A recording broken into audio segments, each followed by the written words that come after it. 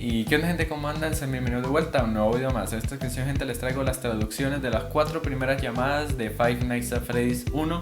Están completamente traducidas, están subtituladas, no están dobladas. Están completamente traducidas y pues nada, son las 4 porque la quinta, como ya saben, tiene alguna que otra cosa oculta. Entonces pues creo que se merece un video aparte. Y bueno, ahora sí, dicho esto, los dejo con la traducción. Chao, chao.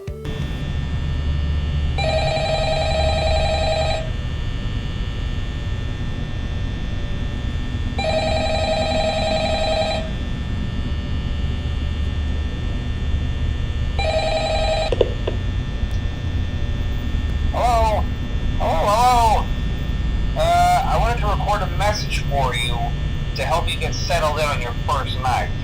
I actually worked in that office before you. I'm finishing up my last week now, as a matter of fact, so I know it can be a bit overwhelming, but I'm here to tell you there's nothing to worry about. You'll be fine. So let's just focus on getting you through your first week, okay? Let's see. First, there's an introductory greeting from the company that I'm supposed to read. It's kind of a legal thing, you know. Welcome to Freddy Fazbear's Pizza, a magical place for kids and grown-ups alike, where fantasy and fun come to life. Fazbear Entertainment is not responsible for damage to property or person. Upon discovering that damage or death have occurred, a missing person report will be filed within 90 days or as soon as property and premises have been thoroughly cleaned and bleached and the carpets have been replaced. Blah, blah, blah. Now, that might sound bad, I know, but there's really nothing to worry about.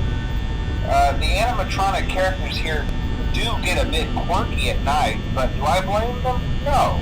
If I were forced to sing those same stupid songs for 20 years and I never got a bath, I'd probably be a bit irritable at night too.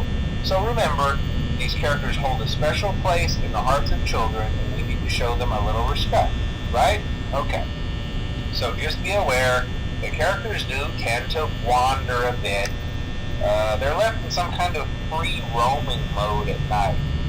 Something about their servos locking up if they get turned off for too long. They used to be allowed to walk around during the day too, but then there was the bite of 87. Yeah, it's amazing that the human body can live without the frontal lobe, you know.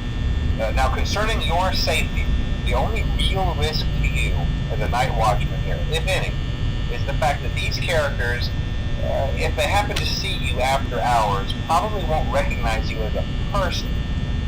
They'll most likely see you as a metal endoskeleton without its costume on. Now, since that's against the rules here at Freddy Fazbear's Pizza, they'll probably try to forcefully stuff you inside a Freddy Fazbear suit.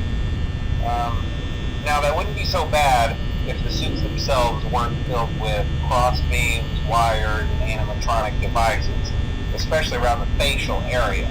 So you can imagine how having your head forcefully pressed inside one of those could cause a bit of discomfort and death. The only parts of you that would likely see the light of day again would be your eyeballs and teeth that pop out the front of the mask. Yeah, they don't tell you these things when you sign up. But hey, first station of the breeze.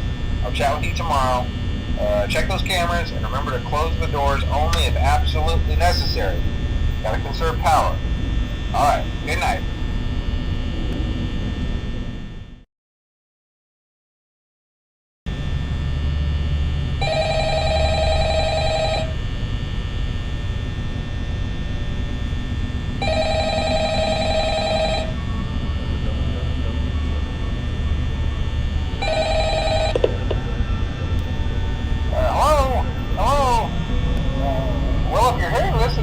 Day two, congrats. I won't talk quite as long this time since Freddy and his friends tend to become more active as the week progresses. It might be a good idea to peek at those cameras while I talk, just to make sure everyone's in their proper place, you know. Interestingly enough, Freddy himself doesn't come off stage very often. I've heard he becomes a lot more active in the dark though, so hey, I guess that's one more reason not to run out of power, right? I also want to emphasize the importance of using your door lights. There are blind spots in your camera view, and those blind spots happen to be right outside your doors. So if you can't find something or someone on your cameras, be sure to check the door light. You might only have a few seconds to react. Not that you would be in any danger, of course. I'm not implying that. Also, check on the curtain in Pirate Cove from time to time. The character in there seems unique in that he becomes more active if the cameras remain off for long periods of time. I guess he doesn't like being watched. I don't know. Anyway, I'm sure you have everything under control. Talk to you soon.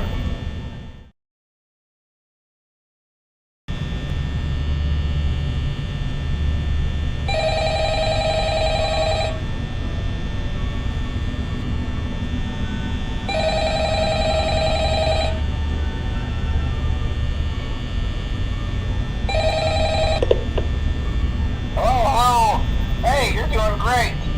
Most people don't last this long. I mean, you know, they usually move on to other things by now. I'm not implying that they died. That's not what I meant. Anyway, I better not take up too much of your time. Things start getting real tonight. Hey, listen, I had an idea. If you happen to get caught and want to avoid getting stuffed into a Freddy suit, try playing dead. You know, go limp. Then there's a chance that maybe they'll think that you're an empty costume instead. Then again, if they think you're an empty costume, they might try to stuff a mental skeleton into you.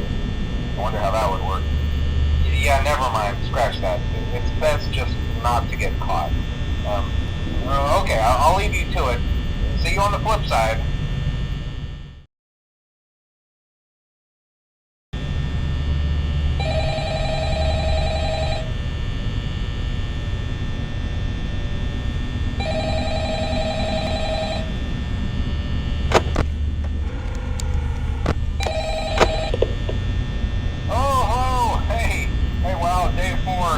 I knew you could do it. Hey, listen, I may not be around to send you a message tomorrow. It's been a bad night here for me. I'm kind of glad that I recorded my messages for you when I did. Hey, do me a favor. Maybe sometime you could check inside those suits in the back room. I'm going to try to hold out until someone checks. Maybe it won't be so bad. I always wondered what was in all those empty heads back there. You know. Oh no.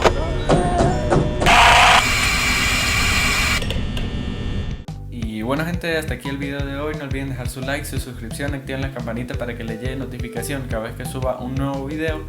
Y pues bueno, la próxima semana subo el video traduciendo la noche número 5 y contando alguna que otra teoría sobre esa llamada. Y bueno, ahora sí, yo me despido. Nos vemos. Chao, chao.